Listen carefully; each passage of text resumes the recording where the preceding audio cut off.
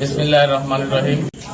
সন্ধ্যার পরে আমি এখানে বসছিলাম, ফাঁকে বলে যে আমি আর্মি ডিজিএফআই ক্যাপ্টেন, আপনার সাথে একটু কথা বলতে চাই, আপনাদের ব্যাংকের সামনে আসে।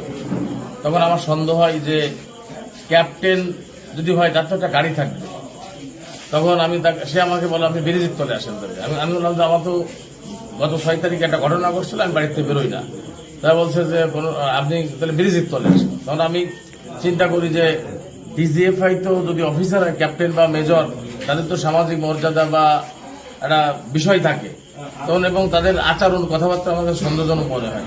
তখন তাকে বলি আপনি বাসায় আসেন। তো তখন তারা বাসায় আসার কথা বললে আমি তখন এখান থেকে উপরে উঠে চলে যাই, আমার দোতলায় যাই আমি দরজা খুলে লাইট ফাইট বন্ধ করে দিই। দিয়ে তারা যখন বাড়ির সামনে আসে তখন বলছে আপনি কই? আমরা আপনি